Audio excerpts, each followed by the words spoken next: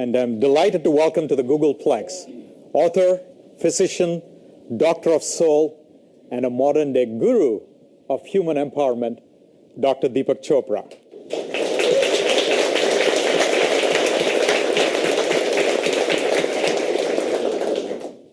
Dr. Chopra began his life as a physician, a doctor of the body, but very soon he realized that his true calling was in being a doctor of the spirit. In fact, his versatility is clear from the fact that he's a member of the American College of Physicians, he's a professor at the Kellogg School of Management, and a scientist at the Gallup organization. And as soon as he realized this shift in how he wanted to touch people, he started speaking and writing about it, and so prolific that he's written 55 books, 18 of them on the New York Times bestseller list, on a variety of topics on mind, body, spirituality, health, human empowerment. And along the way, and check this out when you get your phones, he's created an Android app called Authentic Yoga, which you should all give it a try. And here to speak about his latest book, The Soul of Leadership, which you should all have copies for, I want you to join me in giving a warm namaste to Deepak Chopra, somebody Time magazine called one of the top 100 heroes and icons of the century, the poet, prophet of alternate medicine. Please join me with a warm namaste to Dr. Deepak Chopra. Thank you very much. Thank you. Hi. So thank you very much for having me, and I have enjoyed the last 1 hour walking around this campus, being exposed to the spirit of this place, and I can authentically say that Google has a soul. There are a lot of places that have no soul whatsoever. So very happy to be here. How many of you actually ever think about the soul? How many of you don't think there is such a thing? Go ahead. Just two? Okay. Let me start with a little story, and then we'll get into, addressing the topic of today. The story goes back when I was about 7 years of age in India. My father was an army doctor. My little brother at that time was about 4 years of age. My mother was the best mother in the world. And we read in the newspapers, we were living in a small town, then small town, in the center of India called Jabalpur. And the newspaper said that Mr. Nehru, who was the first Prime Minister of India and the heir to Mahatma Gandhi, was coming to our little town. This, remember, about 15 years post-independence, to open an automobile factory. Nehru was a great hero for Indians at that time, a visionary, a statesman, as I said, the spiritual heir to Mahatma Gandhi. So there was a lot of excitement, and in our family there was only one discussion over breakfast, lunch, and dinner, and that was what was the color of the sari my mother would wear for the occasion. And my father would, of course, tease her and say that no one was going to notice the color of a sari. So on the day Mr. Nehru arrived, my mother in a beautiful pink sari, and my father in his army uniform with his World War II medals, my little brother, then 4, now the dean of Harvard Medical School,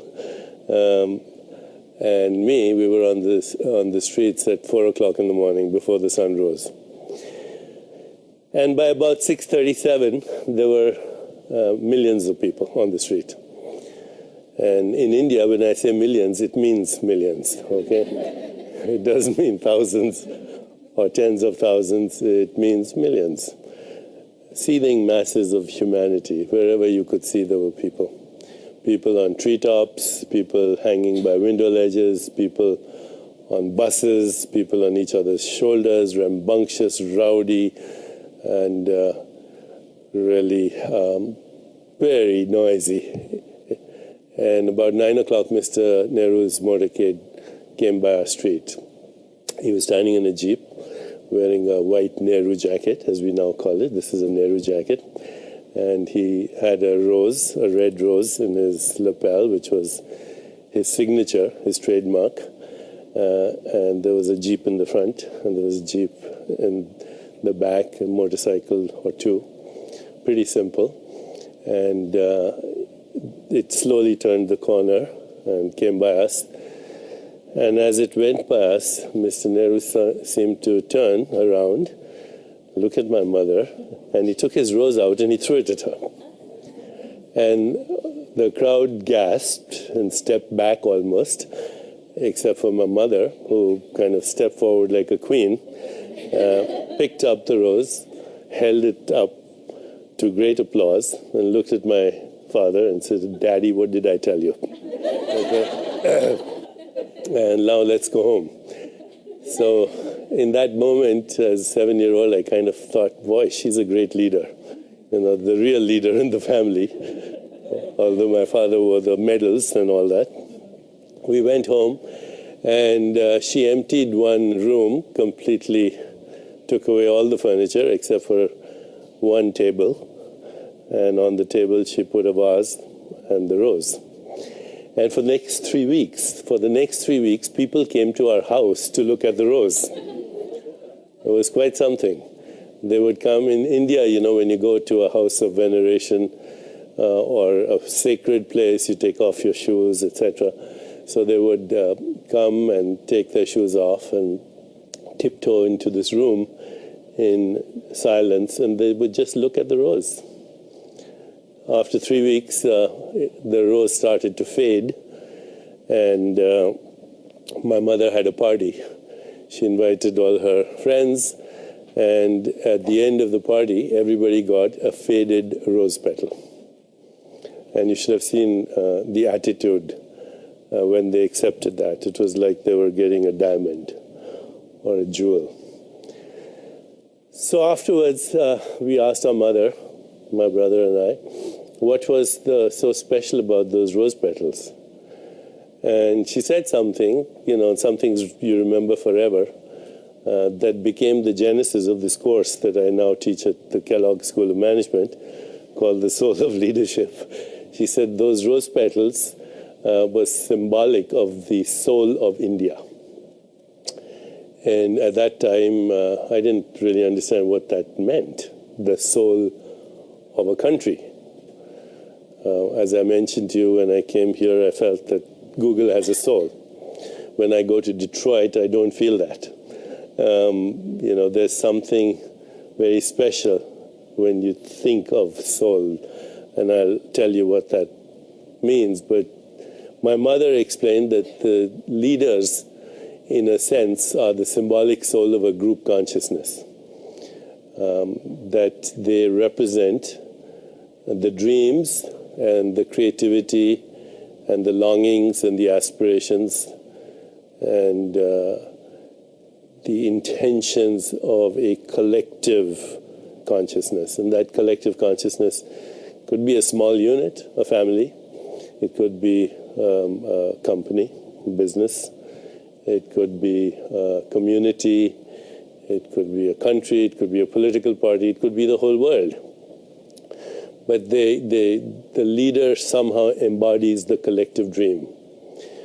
And so when somebody like a Martin Luther King Jr. says, I have a dream, obviously he's not speaking of a personal dream alone. It's the dream of a great zeitgeist, of an emerging longing for transition, for transformation, for change, for movement into a higher consciousness.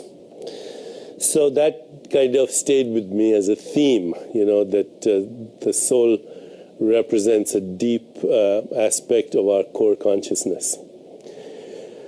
Later, I went on to study medicine, and like anyone else, being programmed, indoctrinated into a completely materialistic worldview, I really became, like most of my colleagues, a great technician who knew everything about the human body, and not necessarily a healer, because I knew nothing about the other aspects of human consciousness. So I used to wonder why you could have two groups of patients, or two patients who had the same illness, the same treatment, the same physician, and yet have completely different outcomes. That's well known in medicine. So even though we know so much about biological systems as organisms that follow the laws of chemistry and physics and mathematics, if you will, there's something very unpredictable about human biology and its response to illness. So later I started to train in a field called endocrinology. For those of you who may not be familiar with that, it's the study of hormones, and then transferred to the field of neuroendocrinology, which is brain chemistry. And when I was in my training, this was a very interesting time, because for the first time as biologists, we were addressing the unsolved mystery of consciousness.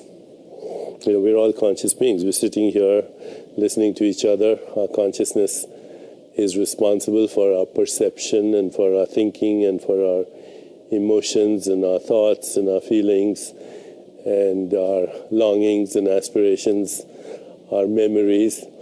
And nobody as yet has figured out the mechanics of consciousness. It's the one totally unsolved mystery in biology. When I was in medical school, we had a very simple notion of consciousness. The human brain, or the brain, produces consciousness. Just like your gallbladder produces bile, and your pancreas produces pancreatic juice, and your stomach makes acid, your brain makes thoughts. So if you have thoughts and feelings and emotions and imagination, it's the dance of molecules. But actually, the more we understand about the human brain, or the brain in general, the deeper the mystery of consciousness gets. For example, your brain is actually more or less like a network of synaptic layers of tracks that have firings, electrical firings. So right now, if I asked you to imagine a sunset, can you see one? But there's no picture of a sunset in your brain. If I go to your brain, all I'll see is some electricity, that's all. Or if I ask you to imagine a sound, or ask you to remember something, I won't see any images or sounds or textures in the brain. All we see is neural networks that fire electricity. Similarly, we have no idea what causes perception. For example, when you see this color, what color is this? Red, right? And yet there's no red beam of light coming from here to your eyes. Some invisible electromagnetic radiation with a particular frequency that has no color. It hits your retina. It causes generation of electricity, which goes to your brain. And in your brain, there's no red color, and you see red. So where is the red? This, in science, in biology, is called the hard problem of consciousness. There's a soft problem which has been solved, which means for every mental activity, there is a corresponding neural correlate. So if I tell you to imagine a sunset, I'll see which part of the brain acts up. There's no part of the brain that does not represent some kind of mental activity. But how we experience sound, touch, sight, taste, and smell, how we imagine, how we think, what is the mechanics of insight or intuition or creativity, no one has figured it out. a great English scientist by the name of Sir Arthur Eddington. He said the best explanation is that something unknown is doing we don't know what. We have no idea of the origins of consciousness. The materialistic interpretation is not valid anymore. There are scientists like Sir Roger Penrose, who was the thesis advisor of Stephen Hawking, who suggest that consciousness is actually a fundamental activity of the universe at Planck scale space-time geometry. Planck scale meaning 10 to the power of minus 33 centimeters, or 25 times smaller in order in magnitude than an atom. So if you go smaller, smaller, smaller to Planck scales and to what you might call the basement of the universe, everything disappears. You end up with a nothingness, a void. And so the big question is, what is this emptiness from where the whole universe is constantly arising and into which it is constantly subsiding? So people like Penrose and many others, in fact, we have a conference coming up called Sages and Scientists at our center in another 10 days, where we're bringing together some of the greatest scientists of the world to talk about the mystery of consciousness. But there's a number of scientists who are suggesting that at Planck scale space-time geometry, at that level, everything disappears. Matter, energy, space-time, the world of objects, and what you get is a field of possibilities which has the fundamental building blocks of the material universe as possibility. Spin, charge, space-time, gravity, but only as possibility, not as things themselves. And at that level, there is also Platonic truth, which is things like mathematical truth and musical truth and truth, goodness, beauty, harmony, evolution. And therefore, the fundamental levels of the cosmos contain the building blocks both of matter and of mind. And that our personal consciousness is a little drop in the ocean of consciousness. So, Sufi mystics like Rumi say, you're not just a drop in the ocean, you're the ocean in the drop. So this is where science is taking us right now.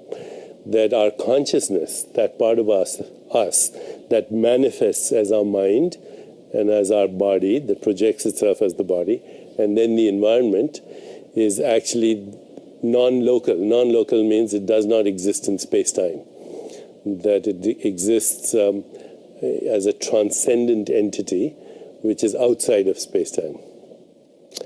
So right now, as you're listening to me, try this. As you're listening to me, turn your attention to the listener. So as you're listening to me, just become aware of who's listening. And if you feel some kind of awareness, the subject of experience, that's your soul. It's not your mind, which might be saying, I wish I'd gone to the bathroom before the lecture, or whatever else. There's a consciousness, a presence, an awareness in which thoughts come and go, in which perceptions come and go, in which ideas come and go, in which the molecules of your body come and go. And so the great wisdom traditions of the world, particularly in the East, have said, hold on to that presence. It's the only part of you that's real. Because everything else is an impermanent pattern of behavior of that consciousness. So when you were a baby, that consciousness was there. It's there now. It was there when you were a teenager. It'll be there when you're an old person. And because it's transcendent and does not exist in space-time, it's eternal. And it's part of an impersonal field of awareness, which is a field of possibilities, which is proliferating with uncertainty because the laws of nature disappear here, which is a field of correlation, infinite harmony, as part of the universe. That's why we call it universe, one song, okay, one symphony. It's a field of intentionality. It's a field of creativity. That's the worldview I hold personally And that's the basis of everything I do, whether it's medicine or teaching business school or teaching people the principles behind intuition and creativity and all of that. That your brain is actually a place that represents events that happen in consciousness. And that consciousness is the source of all the things that make us very different in that from other animals, in that we have the capacity for self-awareness. We ask ourselves questions like, who am I? Where did I come from? Do I have a soul? Does God exist? The fact that we have insight and intuition and imagination and creativity and freedom of will, these are not attributes of neural networks, which are basically just networks. They're neurons, they're physical things, and networks don't experience time or the past or the future or have aspirations and longings. Now, having said that, every event that you experience in consciousness does have a representation in the brain. So in the next 5 minutes, I'm going to make you all experts on neuroscience. So if this was your brain, let's say, you can make a fist. The wrist represents the spinal cord, okay? This part of the thumb, the base of the thumb here, represents something called the reptilian brain. The limbic brain is inside, but the reptilian brain is also called the midbrain. It evolved around 300 million years ago. So if you are close to a reptile and you make a sudden noise or a sudden movement, the reptile has something called a startle response. If you're very close, it'll attack you. If you're a little further away, it'll slither away. And this has become, over evolutionary time, it has become what is called the fight or flight response, which means when an animal is threatened, it either attacks or it runs. So when I was in medical school, the way we remember the functions of the reptilian brain, because it has other functions as well, were the 4 Fs: feeding, fighting, fleeing, and reproduction. Okay? So this is, and it's all totally automatic. There's no thinking involved. It's reflexive. Now, if you open your fist up like this, then you see where my thumb is here. This inside of the brain is called the limbic brain, which is our emotional brain. And when we feel connected, then the limbic system is functioning well. We experience love and compassion, and we experience goodness, we experience kindness, we experience joy, we have equanimity or peace of mind. And you can see that when you're having those experiences, the limbic brain actually is firing very coherently. When you feel disconnected, or you feel fearful, or you feel threatened, then the limbic brain gets totally discoherent, and you experience things like hostility, resentments, anger, fear, shame, guilt, depression. The limbic system is not working properly. Okay, this is 100 million years old. The first one is 300 million years old. And then you have this huge part, this is the cortical brain, okay, which is only 4 million years old in evolution. So it's brand new, this part of our brain. And this part of our brain, which as I said is 4 million years old, and it grew explosively in the last 15,000 years. First with oral language, which is using noises to communicate with each other, and then with written language, which is only 5,000 years old, which means using squiggles to communicate with each other. And now with the internet, which is since 1995 commercially, only 15 years old, we are seeing a very rapid, explosive growth of this part of the brain. In fact, children who play with video games and are good at digital technology, you can see that the neural networks are growing so fast that it would have taken 100 years of evolution to do that in a few months. So we are now, through technology, literally, seeing the explosive growth of this part of our brain.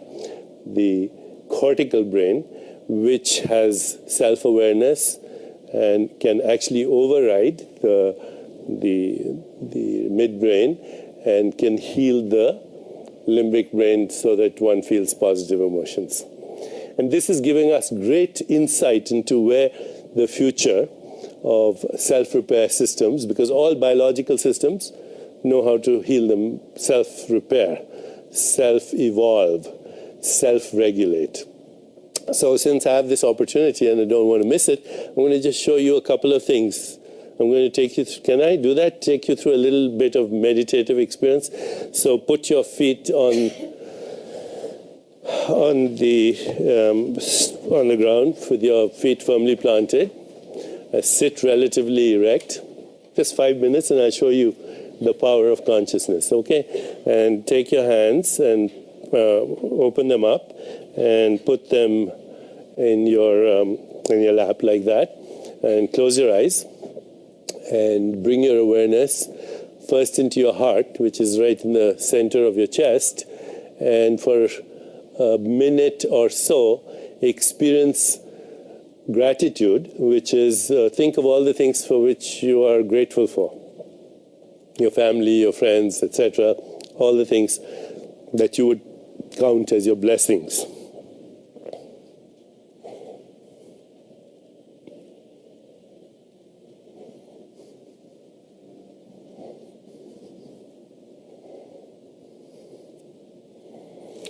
Now think of people in your life that you feel great love for.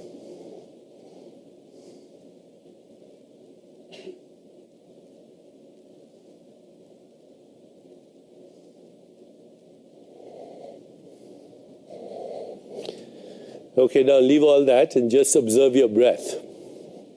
Just observe it as it goes in and out. And notice that as you observe it, it spontaneously starts to slow down.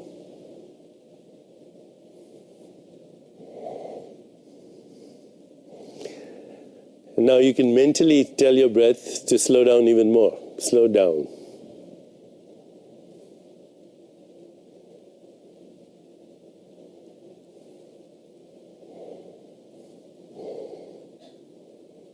Now bring your awareness into your heart and see if you can listen to your heartbeat. See if you can sense your heartbeat either as a sound or a sensation. Just focus and see if you can sense your heartbeat as a sound or a sensation.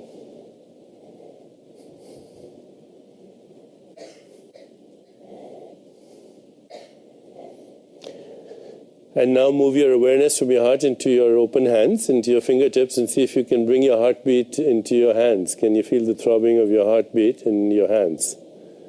Increase the temperature of your hands. See if you can feel some warmth or tingling or throbbing in your fingers.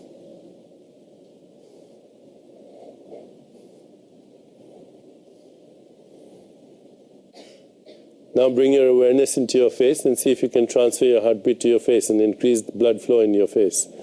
Feel some warmth in your cheeks.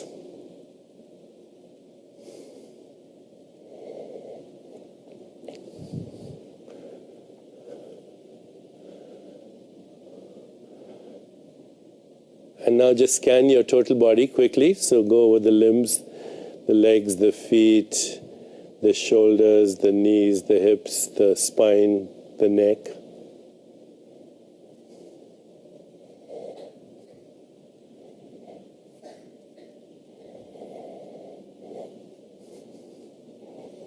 Now bring your awareness into your abdomen, into your stomach, intestines.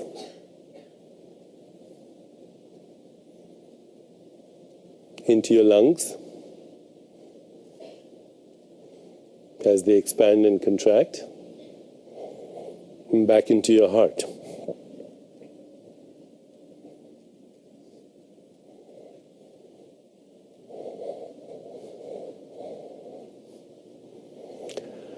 Relax into your body.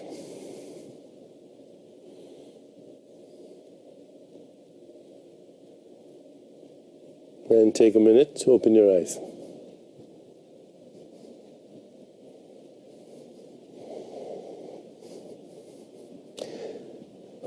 So I took all of 5 minutes, really, no more than 5 minutes, to take you through a series of mental events where you put your attention and had a certain intention.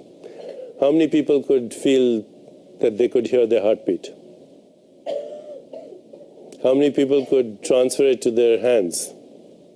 When you did that, you altered blood flow and circulation, and you actually lowered your blood pressure by 10 to 15 points. 80% of drugs are given for that range of hypertension. How many people could move the blood into their cheeks against gravity through intention? Okay, so all I'm saying is within 5 minutes, you can use your conscious mind to override your midbrain, which means this part, which is the fight-flight response, totally. You can activate the limbic brain just by thinking of love, compassion, kindness, joy, or people in your life. And you can literally rewire your whole brain through practice. And this is just 5 minutes of instruction. This is a new field in science. It's called neuroplasticity. And the operating phrase is neurons that fire together, wire together.